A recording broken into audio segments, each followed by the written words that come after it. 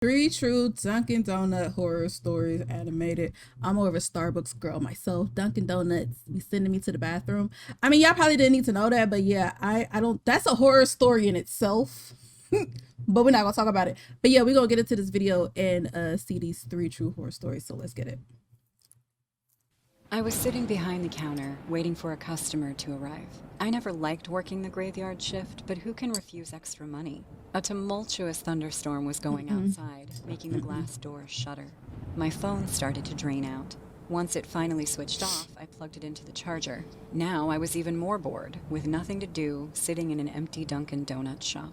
I decided to make myself a cup of coffee so that I didn't doze off on my shift. There are times when all I want is to be alone, but standing in Dunkin' Donuts that night in the middle of a thunderstorm made me feel weird.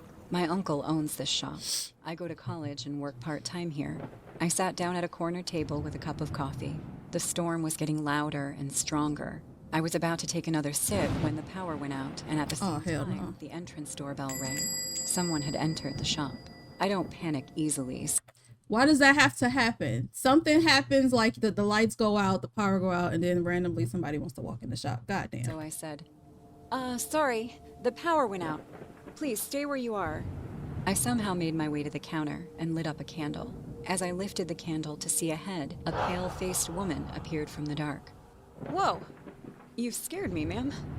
She looked extremely scared and mysterious at the same time. Her hair was all messed up. The trousers she wore were torn in places, and her white shirt had dried bloodstains. Oh my God, what happened to you? Did you have an accident? You have to help me.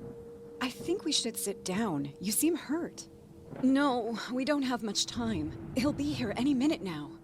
What? Who? What are you talking about? The man who's after me. He'll be here soon. You must call the cops. Is someone trying to kill you? He has done this before. He won't hesitate to do it again. I've seen other bodies in his house. He lures women into his trap and then kills them. I'm telling you, this guy is crazy. Please, you need to call the cops. Okay, I'll call the cops now. I grabbed my phone, but remembered it needed charging. There was a payphone outside, so I looked at the woman and said, Ma'am, I'll go out and call 911. There's a washroom at the back. Go there and clean yourself up. Don't worry. I won't let anyone hurt you. She seemed a little calmed down hearing this. I watched her walk away. She had no shoes, and her feet were dirty and burnt in places. It seemed from her attire that she had seen horrible days. I grabbed an umbrella and went outside. The heavy wind almost blew me away. The sharp raindrops pierced my skin. I walked to the payphone and dialed 911. 911, what's your emergency? She could have sent her out there to do that. I'm sorry. Yes, ma'am. Go on. I'm calling from an outlet of Dunkin' Donuts at Highway 14. I have a customer who is badly hurt. She's talking about a man chasing her and killing women. I'm scared. You've got to send some cops here. Don't panic, ma'am. Is it only the two of you inside the shop right now? Yes, she's in the washroom, and I came out to call you on the payphone nearby. Okay, get inside, lock the doors, and wait for the cops. I think she locked her out. So it might take some time to reach your location. But don't panic. Help is on the way. As I disconnected the 911 call and turned around, bright headlights fell on my face. A blue truck stopped near me. Before I could see the driver, the lights came back and I ran inside the shop. My uncle kept a baseball bat behind the counter. I placed it near me so I could use it if needed when the driver of the blue truck entered the shop. A man in his late 40s with a finely shaved face and deep green eyes walked up to the counter. I could see the washroom door in the corner.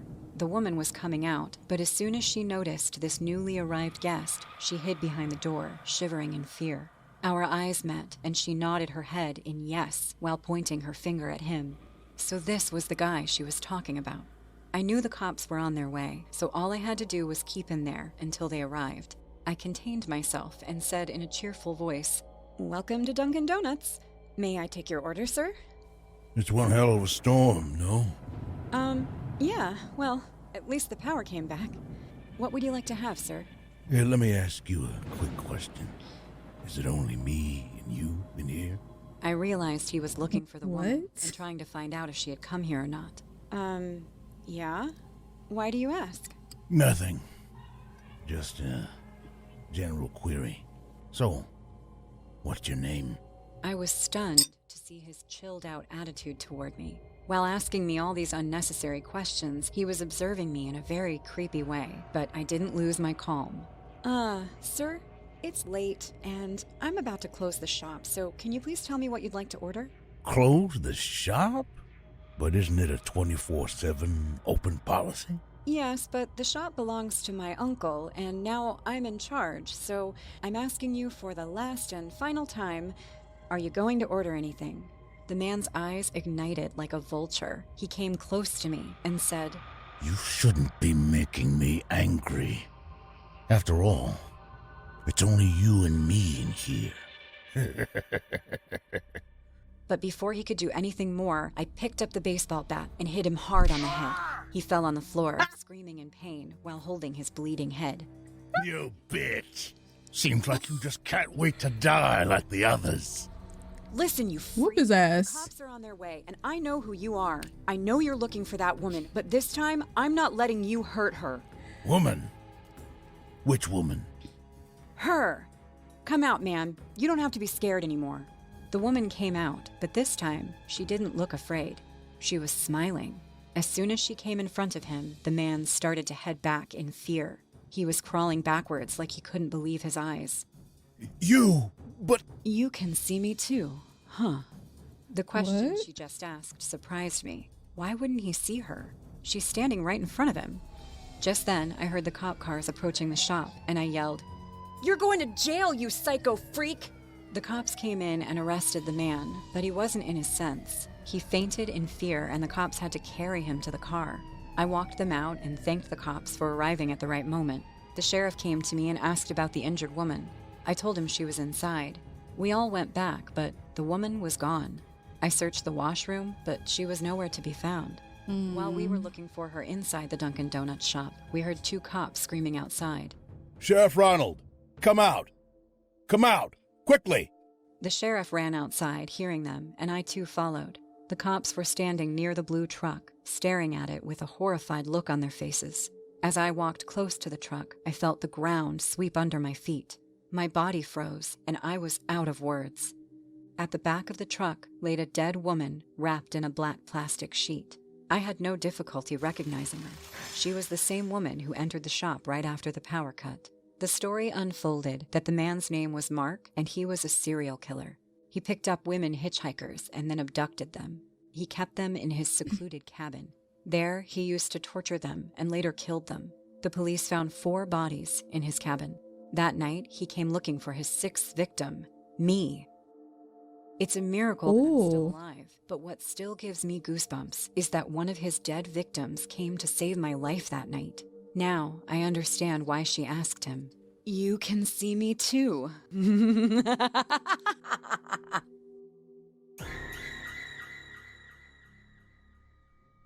Yo, what the I work the graveyard shift at a dine-in Dunkin' Donuts. This particular Dunkin' Donuts offered free donuts and coffee to any police officer who came in as a way to thank them for their service. As a result, I grew to know just about every police officer stationed near my part of the city by name. One day, I was working the counter at the Dunkin' Donuts as usual when I received a notification on my phone. It was late into the night and there was no one in the restaurant but me, so I thought it wouldn't hurt to check my phone for a bit. It was a breaking news notification about something that had happened in my city. I tapped on it and was brought to a news article of an ongoing story. According to it, a mad gunman was on the loose somewhere in the city and had already shot and killed one police officer, but had yet to be identified. Concerning news, to be sure, but I lived in a large city with millions of people, so I didn't think there was much chance of me being affected by it. Police shootings happen all the time in my country anyway, so I guess I had just grown desensitized to seeing that kind of news. Yeah. Not long after I'd read that article, That's I heard sad. someone enter the Dunkin' Donuts and put my phone away. A disheveled-looking police officer, wearing a uniform that looked a few sizes too big, approached the counter, still wearing his hat and sunglasses despite it being nighttime. Unlike most of my police officer customers, I didn't recognize him. I assumed that he was a newbie who had a rough first night, or someone who got transferred from a different part. He stole that uniform. Good evening, officer. Rough night? You can say that. I know how to fix you up. Hang on a moment. I immediately started boxing a variety of donuts to give. I'm sorry. It was the same set of 12 donuts that I gave to all police officers who came by. When I was finished, I set it on the counter. This one is on the house, officer. Thank you, miss. His shoulders slumped in apparent relief. Upon closer inspection, I was able to make out a large, stitched-together scar on his chin. It's the least we can do to thank you for your service. Now, how do you like your coffee? Black, please. Gotcha. Do you do this to go or dine in? Dine in. I could use a break right now. I made the officer his coffee and put it on a tray with his box of free donuts. He took the tray and made his way to the far corner of the restaurant to enjoy them. He kept his officer's hat and sunglasses on the entire time he ate for some reason. A little odd, but I wasn't about to give him grief about it. The guy seemed like he could use some peace and quiet. A little under half an hour later, a police officer I did recognize walked through the door and approached the counter looking a little worse for wear. Hey, Jim. The usual today? Jim was fond of his jelly donuts, so I made sure to pack more jelly donuts in his set whenever he came by. Thanks, Susan, but I'm on business tonight. Is something wrong? Have you read the news about the gunman that's roaming about right now? Yeah, a little. Why? There have been reports that he came this way. Jim pulled out his phone and showed me a picture of a guy in a military dress uniform. This guy's a primary suspect right now. He's a war vet who shot a police officer during a PTSD episode. Seems like he stole the cop's uniform, too. Does this face look familiar to you? I squinted at the picture on his phone. The guy didn't ring any bells in my mind until I noticed the stitched-up scar on his chin. The same stitched-up scar I remembered seeing on the unknown police officer who came in before Jim. My blood ran cold when I realized the connection. But before I could warn him about the man eating donuts in the far corner, I felt my eardrums pop as a deafening bang rang throughout the restaurant. The sound made me flinch and close my eyes. When I opened them again, I saw Jim standing with a shocked look on his face and a Damn. in his chest. I watched as he slumped onto the floor, his blood pooling under him. Standing behind him was the police officer from before, who I now knew was just a gunman in a stolen uniform. I raised my hands up in surrender, with eyes wide open in fear and my heart pounding out of my chest. Please, don't shoot! The gunman didn't even acknowledge my existence. He just turned his back on me, walked back to the corner where his box of donuts was, and continued eating with his pistol on the table. He took his sweet time eating those donuts. Over the course of 15 minutes, police cars came and parked outside the Dunkin' Donuts. The red and blue lights blared through the windows as a police negotiator spoke to the gunman through a megaphone. They seemed to think that the gunman was keeping me hostage, which I guess was kind of true. I was too scared to make any sudden moves while I was in the gunman's shooting range, who still had his pistol within reach. So I just stood there at the counter with my hands up the entire time, hoping he wouldn't snap and decide to shoot me on a whim. I only worked up the courage to speak near the end of his meal, when he was just finishing up the last donut in his box. What are you doing? The gunman popped the last donut in his mouth, calmly wiped himself with a napkin, and picked up his pistol. I thought that I was about to die. Instead, he said something that I will never forget for the rest of my life. Finishing my last meal. And with those final words, he put the pistol to his mouth and fired. Oh my God. I've never shared this story before because the memory of it disturbs me. English Oh isn't my my God, native that's so language, weird. so bear with me. I'll try my best. This story is creepy to me, but isn't the craziest story out there. It's just something that happened to me and my ex-best friend 3 years ago on our trip to New York. For the sake of the story, let's call him Ralph. So Ralph and I met at our first year of college. He was from California, while I was from Germany. I couldn't click with many people, so he was the only friend I had, but we never hung out before. So it was our first trip. We were laughing and drinking beer while Ralph drove the car. Empty highways surrounded by endless green fields and the bright sky. Beautiful. It was 5 p.m. on a summer day, so the daylight was still out there. But as we drove for half an hour or more, a patch of dark cloud covered the sky. It all got dark and lightning struck, and within the next few minutes, heavy rain started. The view outside the windshield got blurry immediately. It was becoming too difficult to see on the road outside. Dude, I can't drive like this. We have to stop. Saying this, he slowed down the car at the side of the road. We waited inside the car for the rain to slow down.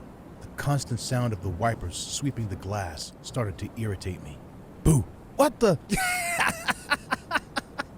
Dude, look at your face. Not funny, Ralph. Where are we anyway? I don't know. There's no network here. I have to get out and see. Let the rain slow down a bit. What a weather. Out of no other option, What a weather. we waited inside the car. After 10 minutes, the rain started to slow down, and we saw a vibrant light going on and off at some distance. It once turned purple, then yellow. I wiped the windshield to rub off the moisture on the glass. It was a big signboard of Dunkin' Donuts blinking at us. Thank God, I was so hungry. Let's go inside. I too was relieved that for the night we got a roof over our head, because it would have been difficult to find the right way, because I was sure we were lost. We got out the car. I closed my door and turned around to see an ugly-looking black dog standing out there. That's a One of coyote. his eyes was closed, and his teeth were broken. His chunks of hair were missing from his body. We realized it was living its last days. I slowly walked past it when the dog growled in a low voice. Ralph and I turned back. The dog was standing near our car. Its one leg was close to the tire, giving the proper vibe that it's going to pee on our tire. Hey, shoo! Shoo! Go away! Let it be. I think it's a mad dog. He's going to ruin my car! Shoo! Bruh, shut up. Ralph tried to scare off the dog, but the dog still peed on the tire. Being all angry and frustrated, he picked up a rock from the ground and threw it, aiming at the dog's head. The rock did hit the dog, and with a short, squeaky sound, everything got silent. Oh. I was completely disgusted to see this scenario. Ralph casually went to the car and moved its body using a stick. Back to Damn. me. Let's go. I didn't say anything, probably getting a bit disturbed after seeing this. We went inside the donut shop. Ralph went to order coffee and some donuts while I sat at the chair. The empty high road was standing out there, quietly. There was a lamp post at the corner. I kept staring at it when a tall, bony man came out from the dark and stood under it.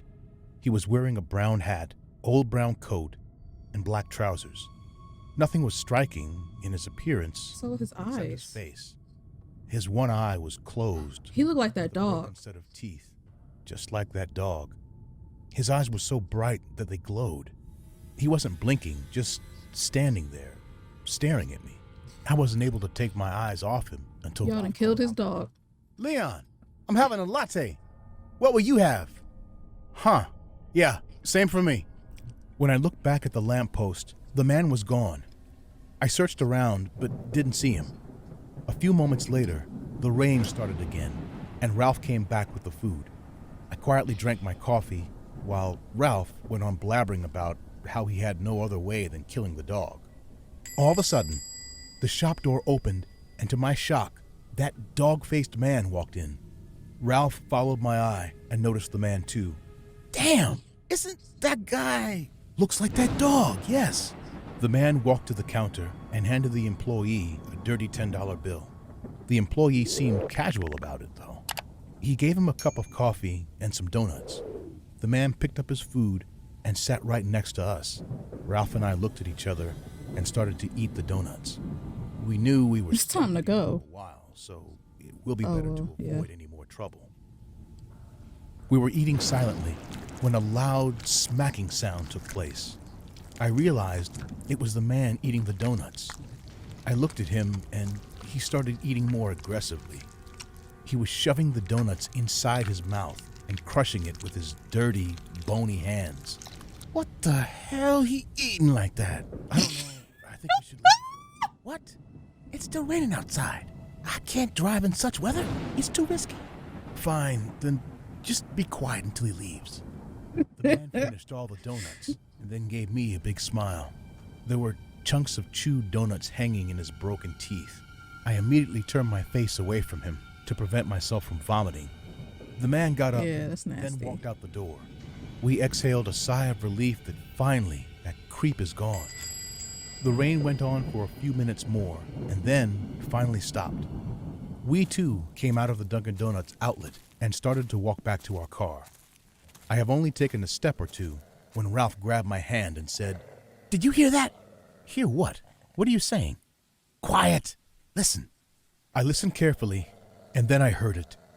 Someone or something was growling at us from the darkness. We increased our pace and started walking faster. We were about to get in the car when a big rock came flying at Ralph, and he moved back in reflex. The rock missed him and shattered the driver's side window, creating a loud noise. The Dunkin' Donut employee came out hearing it. We didn't move an inch, as we weren't expecting something like this at all. The employee asked, "What happened?" Just then, a howl came from the darkness, and we saw that man jumping from a bushy tree and then disappearing into the darkness again. What the hell is wrong with that guy? Oh, him. He is only a nut job. Calls himself some famous magician. He says he can turn into any animal. What? So that Yeah, was but him. He doesn't do anything until you bother him. How are you not freaked out by this guy? I used to be, but then we kind of got along. He comes in, hands money, eats his food, and leaves. Honestly, he never bothered me. Anyways, drive safe, you guys. Good night. Visit again if you come by this way. Maybe then I can make you his friends. The donut guy went back, and we were completely clueless after hearing this guy. Friend? Who wants to befriend a creepy homeless man that looks like a psycho? What? Ralph and I are not in contact anymore. But last year, I read Oh, a really? pretty weird story in the newspaper. The story was a homeless guy murdering a boy in a Dunkin' Donut shop during his graveyard shift. The boy was 22 years old, said to have been working there for a year. The police couldn't find this man. They only found CCTV footage. In that footage, this man can be seen entering the shop and then grabbing the boy's neck and breaking it while staring at the camera. Local people said he is a homeless guy who roams the highway at night. To some people, he claimed himself to be a famous magician. He also told that he had this weird power of turning himself into any animal, mostly to a black dog. The police are sure that this man is nothing but a psycho murderer, making all these bullshit stories to save himself. But they are going to find him soon and put him behind bars. What do you think? Was he a dog or a man? Or someone who can turn into both? That's gross.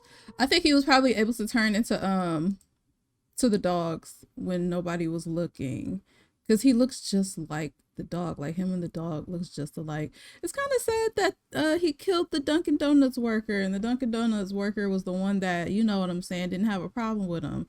That's messed up. But yeah, y'all, that was my reaction. If you want me to react to some more videos like this, make sure to leave a comment down below, and I will see y'all in my next reaction video. Bye.